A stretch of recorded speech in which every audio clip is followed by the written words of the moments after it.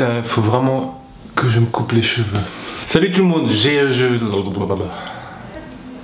Salut tout le monde, je viens de regarder une vidéo de Emi de la chaîne Emi LDR et je l'ai trouvé tellement chouette que je me suis dit je vais vous faire une qui ressemble un peu à ça parce que oui, les hommes ont aussi des complexes. Il y a une image de ce que devrait être l'homme dans notre société et je crois qu'il est grand temps que je vous en dise deux mots. Allez, c'est parti.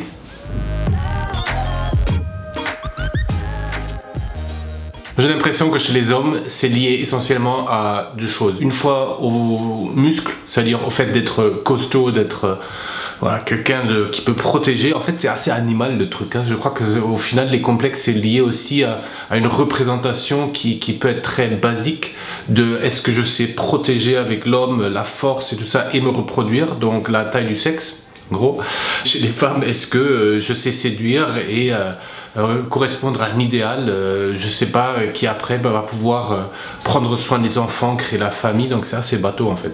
Mais bref, moi ce que j'ai connu c'était un petit peu, c'est lié à ça. Je vais pas parler de la taille du sexe, ça c'est peut-être une autre fois avec Sexpédition, d'ailleurs je vais faire une vidéo avec elle, j'espère. Ce sera peut-être ouais, on verra. En tout cas le côté des muscles c'est quelque chose qui était très présent chez moi déjà très jeune, parce que comme vous le voyez, j'ai un visage qui est plutôt rond. C'est pas un visage qui est très carré, marqué comme les hommes dans certains films ou très marqué tout ça. Quand j'étais petit en fait, je me sentais gros, alors que j'étais comme ça.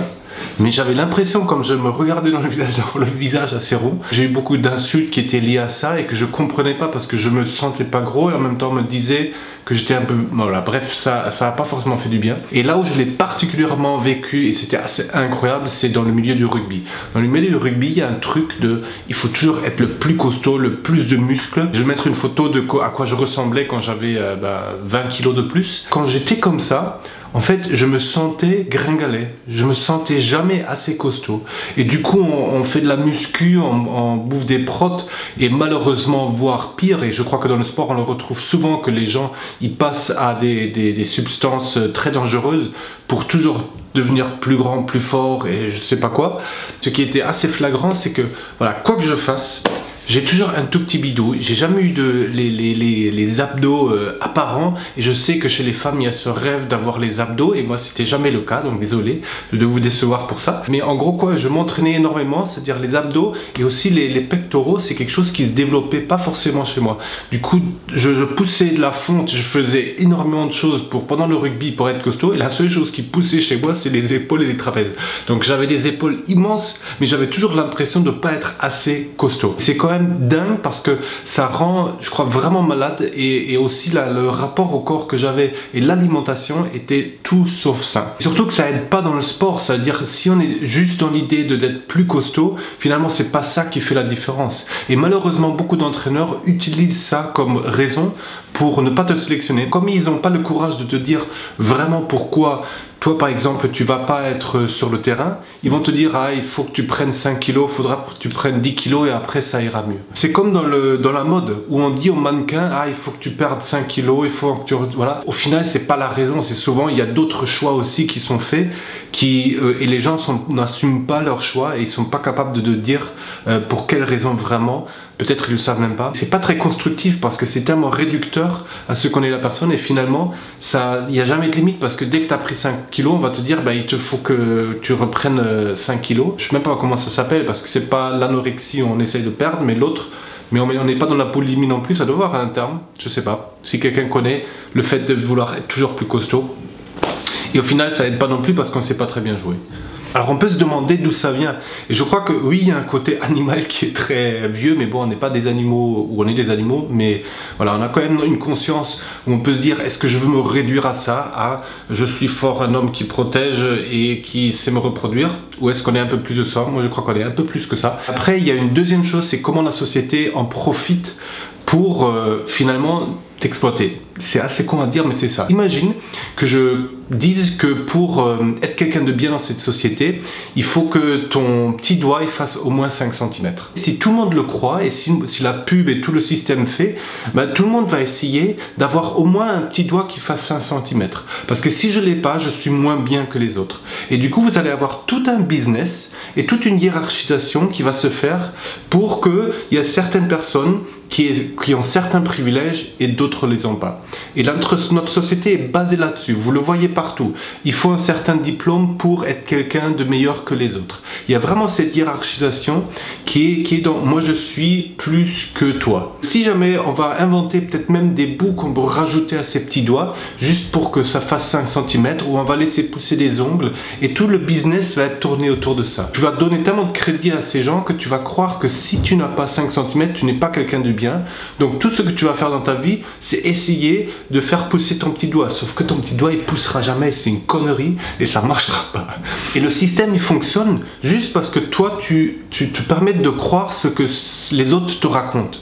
Alors si tu arrêtes de le croire, si tu arrêtes de croire qu'il faut peser tant pour être quelqu'un de sexy, d'être actif, s'il faut avoir tant de muscles pour pouvoir jouer au rugby, s'il faut avoir, je sais pas, tel salaire pour être quelqu'un de bien, voilà, vous le prenez sur n'importe quoi. Si tu arrêtes de croire ça et tu questionnes un petit peu ça et tu te dis non, en fait j'ai pas besoin de ça pour me sentir bien et avoir confiance en moi, ça change la donne. C'est vrai que même encore aujourd'hui, je l'ai des jours, je me regarde dans la glace et je dis putain, j'ai perdu des kilos, je suis un petit peu gringalet et tout ça, et là je me dis hop, arrête. Arrête, parce que est-ce que si tu sens vraiment à l'intérieur de toi, est-ce que tu te sens bien avec le corps que tu as aujourd'hui? Oui, beaucoup mieux qu'avant. Et ça, c'est le meilleur indicateur. La société, elle va toujours essayer de te vendre quelque chose. Et plus tu vas écouter ce que les autres te disent sur qui tu devrais être, plus on fait fonctionner le système. En plus, tu as acheté plein de choses dont tu n'as pas besoin pour correspondre à un idéal que tu ne pourras jamais être. C'est vraiment cette société où on dit que la pomme, c'est la meilleure de toutes, et tous les autres fruits, ils sont en dessous de la pomme. Qu'est-ce qu'on va faire? On va faire croire aux autres fruits qu'il faut devenir des pommes. Sauf qu'une poire ne deviendra jamais des pommes. On va essayer de la transformer, ou on va vendre à la pauvre poire une peinture rouge pour qu'elle puisse se colorer en rouge et pour qu'elle puisse ressembler à la pomme. Vous rigolez peut-être, mais c'est exactement ce qui se passe. Par exemple, sur Bali ou en Indonésie, où on trouve des crèmes, même au Madagascar, on trouve des crèmes blanches pour les femmes, pour qu'elles se mettent sur la peau, pour qu'elles ressemblent davantage aux femmes occidentales. C'est quand même complètement con tout ça. Moi je suis persuadé, et c'est vraiment quelque chose qui existe que chez l'être humain, parce que dans la nature, il n'y a aucune poire qui est en train d'essayer de devenir une pomme. Elle est poire. Et la nature, elle adore cette diversité. Et qu'il y a énormément de choses, c'est justement cette diversité, c'est là qui fait la richesse. Et si vous deviez manger tous les jours des pommes, à un moment donné, vous en auriez marre. On est bien content d'avoir des pommes, des poires, des grandes, des petites, de toutes les formes. Et c'est ça qui est magique. Si j'avais un conseil à vous donner, c'est à un moment donné de prendre conscience quelles sont toutes ces histoires que la société ou les autres vous ont racontées et que vous avez cru. Et à un moment donné de dire... Ok, à partir de maintenant, même si c'est pas facile, mais j'ai déjà arrêté de croire ça. Croire qu'il faudrait que je sois ça pour être quelqu'un de bien, d'heureux, je sais pas, quelqu'un qui a le droit qu'on l'aime. Dans un deuxième temps, c'est tout simplement d'essayer de revenir vous-même et vous demander quelle est ma beauté. Une poire, elle est belle par sa forme, elle n'est pas belle parce qu'elle est ronde ou allongée comme une banane. C'est à un moment donné de se prendre conscience quelle est ma beauté et comment moi je peux tout simplement être une poire, être fier d'être une poire et montrer au monde que je suis une poire. Ça prend un peu de temps et moi je suis encore en plein dedans parce que on a tout fait pendant toute notre éducation, tout notre système est basé là-dessus pour te faire croire que tu dois être une pomme. Ça commence je sais pas, à l'école où il faut faire des maths pour être reconnu dans le système français, il faut voir ceci, cela, et moi je suis le premier à vraiment avoir essayé de suivre ça. En plus j'avais certaines facilités, mais de correspondre à un idéal, et moi j'étais plutôt sensible, gringalet, et aussi avec le fait de faire de la muscu, oui ça me faisait me sentir bien, mais au bout d'un moment c'était plus vraiment moi quoi. Ce côté il faut être cette représentation du mal alpha qui domine tout par le pouvoir parce qu'il fait peur aux autres, c'est complètement con parce que ça aussi dans la nature on ne le trouve pas. Je suis en train de lire un super livre sur les loups et ce côté alpha qui domine tout le monde par la violence et par la force, ça existe uniquement chez les loups qui sont enfermés dans des enclos. Dans la vraie nature, ça n'existe pas. C'est pas forcément toujours les plus costauds qui sont leaders. Chacun a sa place et même ceux qui sont plus faibles, mais ils sont peut-être plus rapides. Voilà, chacun a une qualité qui a apporté au groupe. Le vrai défi, il est là. Le vrai défi, que ce soit dans les équipes, avec toi-même, avec n'importe quoi, c'est d'arrêter de croire ce que les autres veulent te faire croire pour finalement te vendre plein de conneries ou tout simplement pour que eux, ils ont l'impression d'être meilleurs que toi. Ça, je crois qu'il y en a beaucoup. C'est tellement facile d'être dans une société qui dit les pommes ont le droit de tout faire, elles ont tous les droits et que si tu es une poire, ben, quoi que tu fasses, tu pourras jamais y arriver. C'est ce grand mensonge-là que je t'invite à questionner, à te réveiller par rapport à ça et à se dire « Ok, merde, j'ai peut-être pas des abdos comme Arnold Schwarzenegger, j'ai peut-être autre chose qui fait ma beauté et que chacun peut choisir la sienne. Et si à un moment donné on arrivait à valoriser ça, à faire prendre conscience que nous avons chacun notre spécificité et que la beauté c'est qu'on aide chacun à exprimer cette spécificité, d'après moi c'est comme ça qu'on va avancer. J'ai toujours la tête qui est un peu ronde, je l'aurai jamais carrée, je sais que de temps en temps, voilà, je regarde toujours et je me dis ah j'aimerais bien ça, c'est comme mes cheveux longs, là ils commencent à devenir longs, il faut vraiment que je les coupe, hein.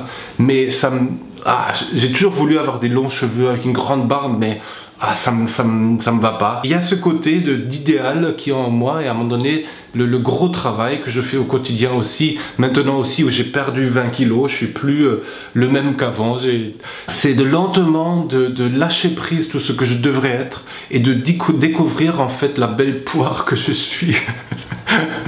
Au départ, c'est tellement dur parce que ça fait des années que j'avais envie d'être une pomme et là il faut que je lâche prise un petit peu là-dessus, que j'accepte que je suis une poire ou même autre chose, j'en sais rien. Et après de me dire, ok, ben, qu'est-ce que j'ai envie de partager avec le monde en étant une poire tout simplement. Peut-être c'est ça la plus belle chose à faire actuellement. J'espère que vous découvrirez quels fruits ou légumes vous êtes et surtout de questionner un petit peu ça, de se dire vous n'avez pas besoin d'être ceci, d'être cela pour être aimé. Je sais qu'on est dans une société qui promeut ça, qui dit que pour avoir le droit d'exister, il faut que tu sois comme ça. Je trouve ça très triste. Voilà, donc avec le peu que je suis, avec l'énergie que j'ai aujourd'hui, voilà, essayons de construire autre chose parce que je crois que il y a tellement de beauté dans le monde et quand tu vas dans la nature, tu vois une diversité de fleurs, de formes, de choses et que c'est ça qui est magnifique et que c'est là où on sent ce côté waouh, on se dit là il y a quelque chose de magique et on est en train de le perdre actuellement dans notre société. Ça me saoule grave, voire même ça me prend l'énergie et ça m'étouffe. Tant que j'ai encore un peu d'énergie, je vais essayer avec vous ensemble de changer ça à notre niveau. Je vous fais un gros bisou, n'hésitez pas à réagir